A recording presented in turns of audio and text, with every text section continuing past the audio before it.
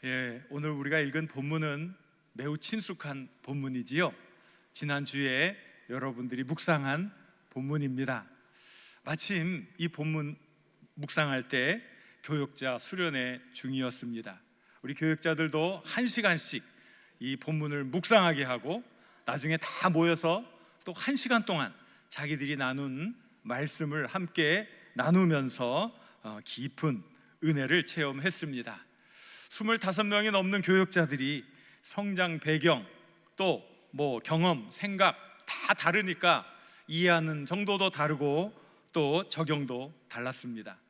여러분들은 어떻게 묵상하셨고 또 어떻게 여러분 삶에 적용하셨습니까?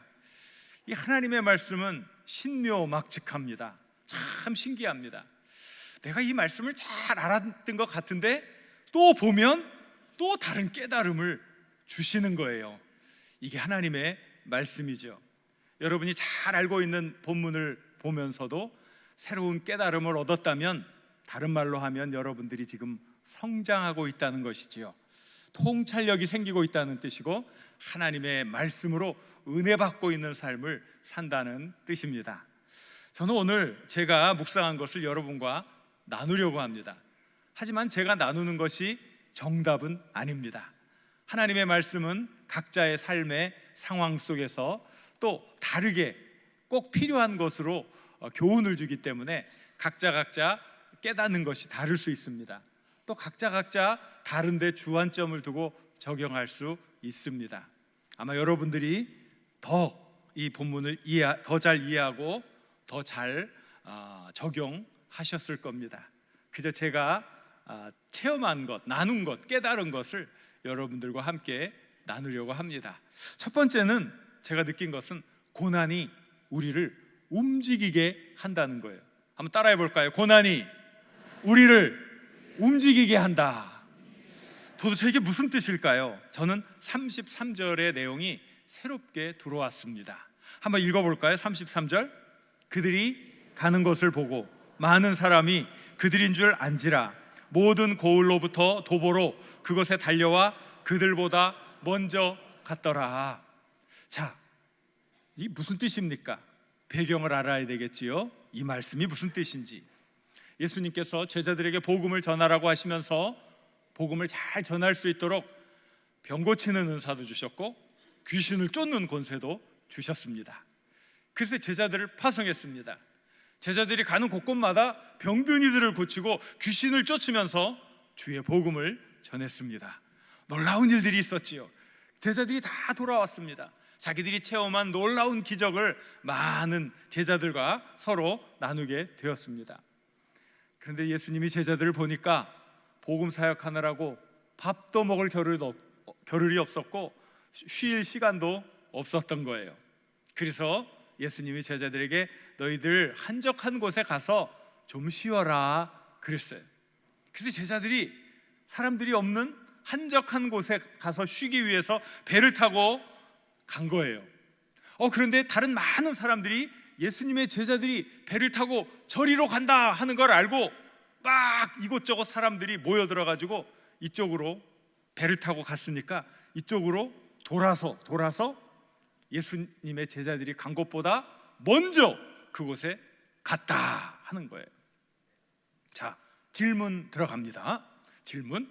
저기 보이는 저곳에 큰 호수가 있으니까 배를 타고 가는 게 빨리 갈 수 있습니까? 아니면 이쪽으로 돌아서 산도 넘고 계곡도 내려가고 이렇게 꼬불꼬불한 길을 해가지고 저리로 가는 게 더 쉽습니까? 너무 빨리 대답하시면 안 돼요. 함정이 있을 수 있어요.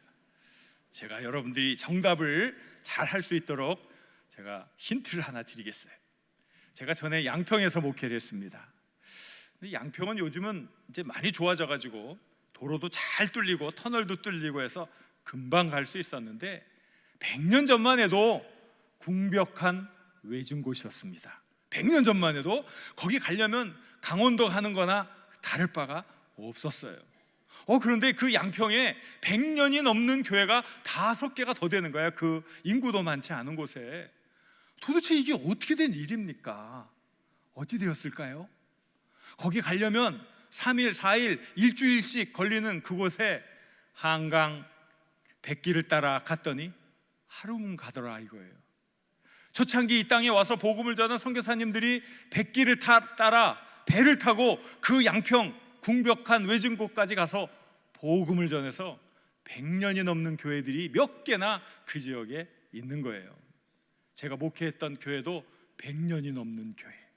그래서 제가 100년의 영광, 100년의 축복 막 이러면서 소리 지르라고 그러고 막 그랬어요.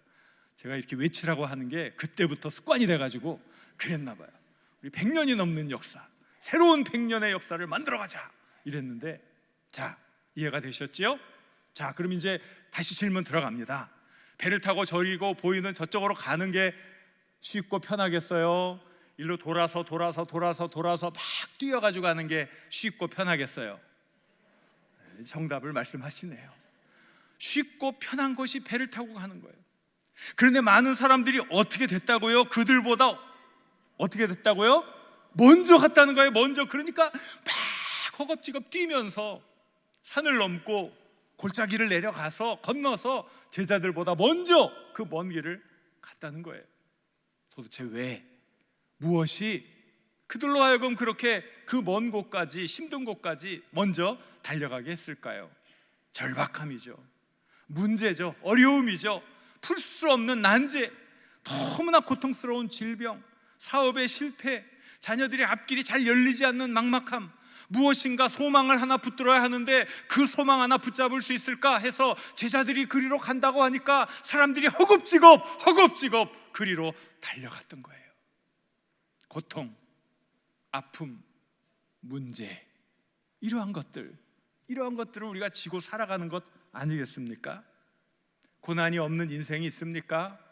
없어요. 모든 인생은 고난 중에 있어요. 인생을 살아간다는 것은 생존 경쟁의 와중에서 수많은 위기와 고난을 맞서 싸운다. 이게 인생을 살아간다는 거예요. 여러분도 지금 수많은 문제들과 맞서 싸우고 있는 줄 믿습니다. 어려움과 고통을 해결하기 위해서 사람은 죽을 때까지 애써서 힘써서 땀 흘려 일하게 되어 있어요. 왜 그래요? 그게 우리 인간의 운명이에요. 첫 인간 아담과 하와가 하나님의 말씀을 듣지 않고 불순종해서 선악과를 따먹으면서 죄를 지었죠. 그 죄의 결과가 무엇입니까? 너희들의 범죄함으로 인해 땅이 저주를 받았다.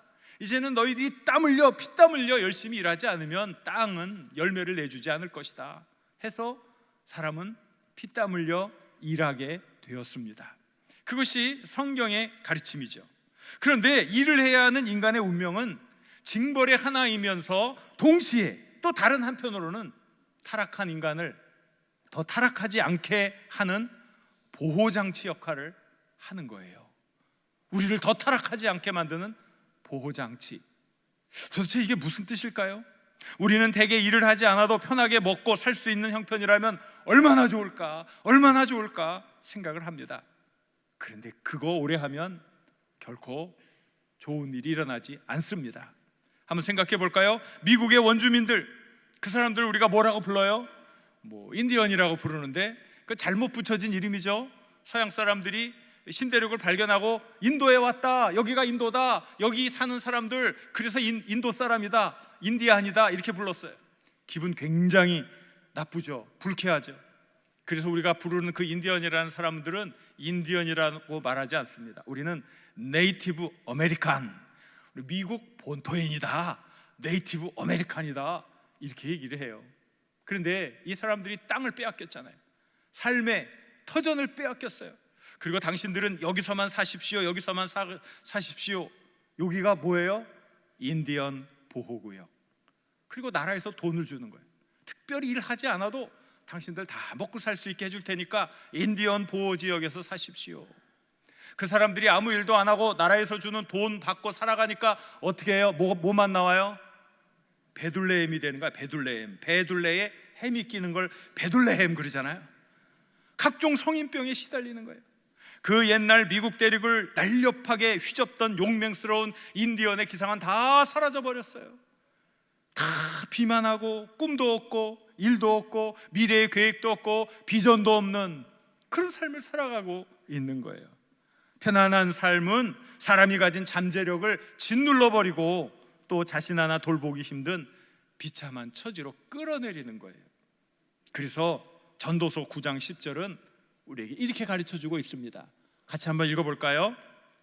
내 손이 이를 얻는 대로 힘을 다하여 할지어다. 내가 장차 들어갈 수월에는 일도 없고 계획도 없고 지식도 없고 지혜도 없음이니라 그랬어요. 여기 보면 수월은 이거 지옥과 같은 거예요. 우리는 지옥 그러면은 끊임없이 꺼지지 않는 유황불이 넘실대는데 거기만 생각하잖아요. 그런데 지옥의 실체에 뭐가 없다고요? 일이 없는 거예요. 이게 지옥이에요. 이게 사람은 일을 해야 되는 거예요. 일한다는 건 중요한 거예요. 고통스러운 일도 내 삶을 지탱해가는 과정이라는 사실, 고통스러운 일을 해결하기 위해서 사람들이 제자들에게 찾아왔다는 것은 굉장히 중요한 이야기예요. 이게 무슨 뜻입니까? 내 삶을 내가 포기하지 않겠다는 뜻이에요. 나의 고통스러운 이 삶을 좀 바꾸어 보겠다고, 개선해 보겠다고 제자들에게 찾아왔다는 것은 나는 내 삶을 포기하지 않습니다. 내 고통을 포기하지 않습니다. 이런 거예요. 이런 노력을 멈추는 순간 어떤 현상이 나타나는 줄 아십니까? 비관적으로 생각해. 매사에 쉽게 우울해져요. 삶의 무게가 너무 버거워요. 무거워요. 나중엔 자기 목숨도 하찮게 여겨요. 삶이 짜증나고 재미없고 아무 의미가 없어요. 자살하는 거죠. 자살하는 거예요. 여러분, 오늘 우리에게 어려운 문제가 있음을 감사할 줄 알아야 돼요. 여러분, 감사하십시오. 오늘 내게 이런 어려움이 있군요, 아픔이 있군요. 주여, 이거 회피하지 않게 하시고 이 문제와 씨름하게 해주십시오. 많은 사람들이 제자들보다 먼저 그 자리에 갔다는 것은 이 문제를 회피하지 않고 나를 괴롭히는 이 문제를 내가 씨름하겠다, 이 문제를 해결해 보겠다, 그러기 위해서 그들보다 먼저, 제자들보다 먼저 그 자리에 간 거예요. 어떤 일이 일어났습니까? 기적의 빵을 먹지 않았습니까? 오병이어의 기적을 체험하는 사람이 되지 않았습니까? 놀라운 하나님의 은혜를 체험하는 사람으로 삶이 달라졌다는 거예요. 사랑하는 여러분, 우리를 힘들게 하는 질병이나 아픔이나 여러 가지 문제들이 우리를 움직이게 합니다. 회피하지 마십시오. 주저하지 마십시오. 절망하지 마십시오. 오히려 그 문제를 들고 예수님께 오시기 바랍니다. 먼저 뛰어가셔서 맞이하시길 바랍니다. 그 어려운 문제를 통해 우리의 삶의 차원이 다시 높아지게 될 거예요. 놀라운 하나님의 은혜를 힘있게 될 줄로 믿습니다. 또 우리가 배워야 할 것은, 사람에게 정말 중요한 것은 영생의 양식이에요. 따라해 보세요. 사람에게는 영생의 양식이 가장 중요합니다. 영생의 양식이 가장 중요한 거예요. 사람들이 다 저마다 절박한 문제를 가지고 온 거예요. 먹고 사는 문제, 가정의 문제, 질병의 문제, 경제가 잘 안 돌아가는 문제. 나는 이거 해결해야 되는데 내 꿈을 좀 펼쳐봐야 하는데, 그래서 그 어려운 문제를 가지고 왔잖아요. 그런데 그 문제를 해결해 주는 게 아니라 예수님은 어떻게 해주셨어요? 34절을 같이 읽어보겠습니다. 34절, 예수께서 나오사 큰 그 목자 없는 양 같음으로 인하여 불쌍히 여기사 이에 여러 가지로 가르치시더라. 그들을 불쌍히 여기고 뭘 가르쳤다는 거예요. 여러 가지로 가르치시더라. 예수님, 제 문제는 먹고 사는 문제인데요, 이거 먼저 해결해 줘야지요. 근데 그게 아니에요. 나는 너무 아파서 내가 좀 건강을 회복해야 예수님의 말씀이 막 내 머릿속에 쏙쏙 들어올 것 같은데요, 그게 아니라는 거예요. 삶의 우선순위가 그게 아니라는 거예요. 만약에 우리의 삶의 우선순위가 먹는 것, 건강 회복하는 것, 이 땅에서 잘 사는 것, 물질주의적 가치관에 있으면 하나님이 안 보이는 거예요. 하나님을 찾을 이유도 없고 짐승처럼 살아가는 거예요. 그러니까 정말 더 중요한 게 무엇이냐, 이거. 정말 그들이 지도자가 없었다, 그 이야기는 사람만을 얘기하는 게 아니에요. 정치적인 자유와 경제적인 번영을 가져다 줄 지도자가 없었기 때문에 그들이 불행한 것이 아니죠. 그들이 정녕 목숨을 걸고 따라야 할 거룩한 정신, 모범, 철학, 가치, 윤리, 이런 것들이 없으니까 예수님이 가르치신 거 아닙니까? 당장 배고프다고 밥부터 먹이고 설교한 거 아니에요. 오늘 여러분 배고프다고 생각하면 안 돼요. 하나님 말씀을 먼저 드셔야 돼요. 이게 중요한 거예요. 예수님이 하나님의 말씀을 가르치는 거예요. 우리의 정신을 먼저 무장시키는 거예요. 예수님은 하나님의 복음을 통해서 우리의 존재가 어디에서 왔는지 가르치는 거예요. 너희는 하늘나라 출신이다. 너희는 그냥 이 땅에 온 것이 아니다. 너희는 창세전에 하나님의 계획 가운데 이미 예정되어 있었어. 하나님의 아들, 딸이야. 그 잠시 이 땅에 왔지. 사명을 가지고 하나님이 주신 귀한 사명을 잘 행하고 그리고 다시 돌아와서 영원토록 나와 함께 왕노릇하자. 이게 예수님의 가르침의 핵심인 거예요. 핵심. 우리가 정말 중요한 이 중요한 것을 가지고 있어야 한 끼 밥 안 먹어도 배고프지 않은 거예요. 거룩한 목적이 없는 사람은 한 끼 안 먹으면 눈이 돌아가죠. 두 끼 안 먹으면 성질 다 나오죠. 세 끼 안 먹으면 말 안 해도 여러분 잘 하시니까 잘 알 거예요. 뭐예요? 정신이 중요한 거예요. 사람은 내가 한 나라의 당당한 왕자다 그러면 비록 내 신분을 숨기기 위해 거지옷, 누더기 옷을 입고 있을지라도 그 옷 입었다고 흙바닥에 막 뒹굴지 않는 거예요.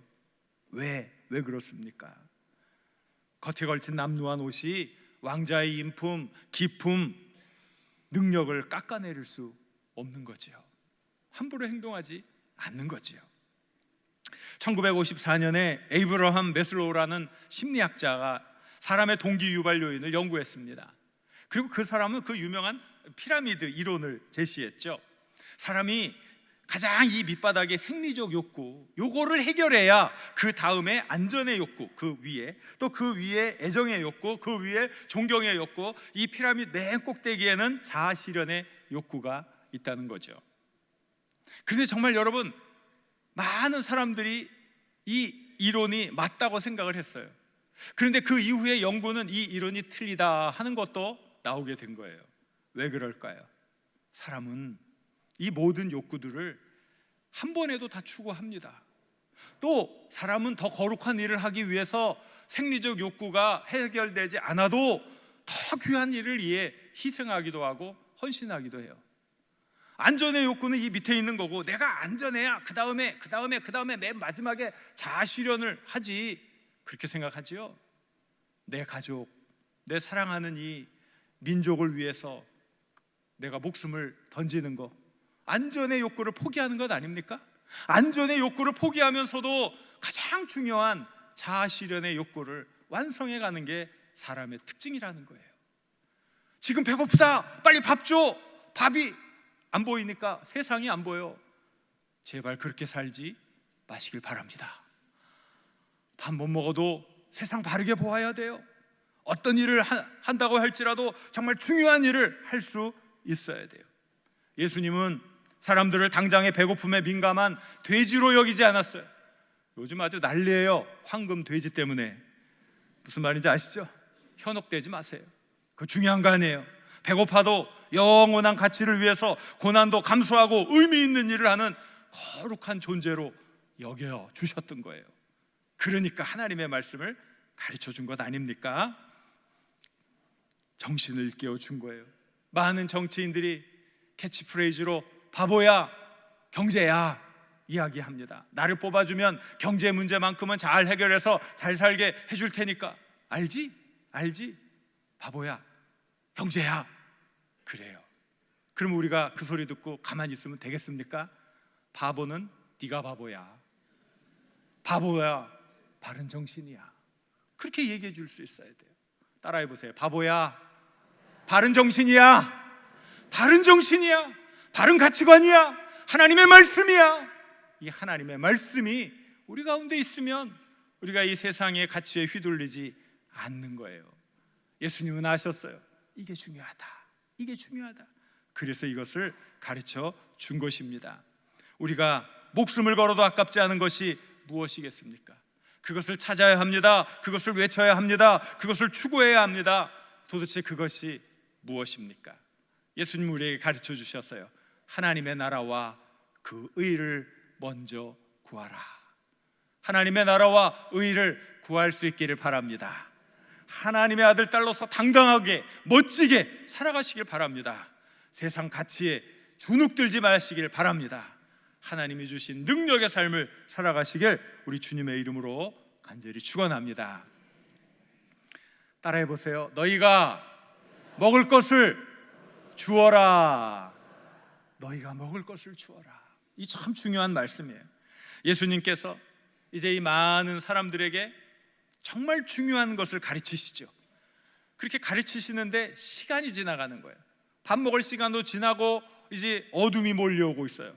그래서 제자들이 자기도 배고프고 말씀 듣는 사람들도 배고프고 하니까 예수님, 이 사람들을 이제 마을로 보내서 좀 떡을 사 먹고 오게 하는 게 어떨까요? 이렇게 이야기했습니다.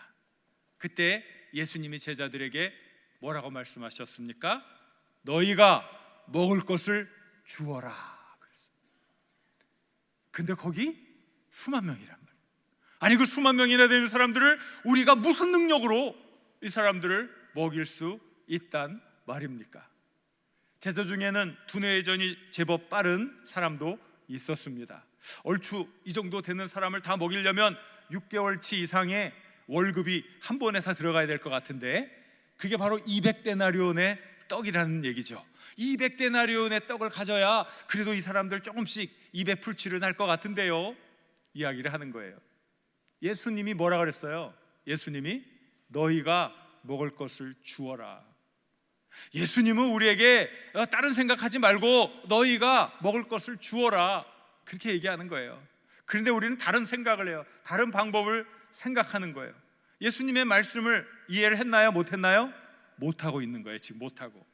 그러니까 예수님이 다시 뭐라고 말씀하십니까? 뭐라고? 너희에게 떡 몇 개가 있는지 가서 보라. 맨 앞에 뭐라고 했어요? 누구에게? 누구에게? 너희에게. 다른 데서 찾지 마. 너희에게. 예수님은 제자들에게 너희가 먹을 것을 주어라, 너희가 말씀하셨어요. 또 너희에게 떡 몇 개가 있는지 보라. 무슨 뜻일까요? 예수님은 우리로 하여금 이 일을 처리하기를 원하시고 계신 거예요. 아니 우리가 능력이 없는데, 아니 우리가 이 일을 어떻게 하란 말입니까? 그런데 예수님이 그렇게 말씀하시는 거예요. 우리 가운데서 기적이 씨앗이 있다는 거죠, 예수님이. 근데 우리는 그걸 자꾸 못 보는 거예요. 하나님은 우리에게 놀라운 잠재력을 넣어주셨는데 우리 자꾸 그것을 없다 그러고, 그리고 자꾸 숨겨두려고 하고, 한 번도 써먹지를 못하니까 내 안에 그런 능력이 있는지도 모르는 거죠. 예수님은 분명히 너희가 먹을 것을 주어라 말씀해 주셨는데 말입니다. 그러니까 정말 찾아봤어요. 아이고 있기는 있네요. 그런데 떡 5개, 물고기 2마리, 아니 이걸 가지고 이 수만 명이나 되는 사람들을 어떻게 먹일 수 있겠습니까? 불가능. 제자들의 머릿속에는 불가능. 우리들의 삶에 매일매일 겪는 문제들 가운데 대부분의 사람들이 80-90% 되는 사람들이 해보지도 않고 불가능 아니면 불가 같은 말이죠. 다 하나님이 안타까워하셔요. 하나님이 여러분을 안타까워하셔요. 예수님이 여러분을 안타까워하신단 말이죠. 아니 왜 해보지도 않고 불가능 그렇게 해버리고 포기하는지 안타까워하시는 거예요. 가지고 왔어요. 그러니까 예수님이 이제 뭐라고 합니까? 자, 이제는 이 많은 사람들을 때를 지어 푸른 잔디 위에 앉게 하라. 푸른 잔디 위에 앉게 하라.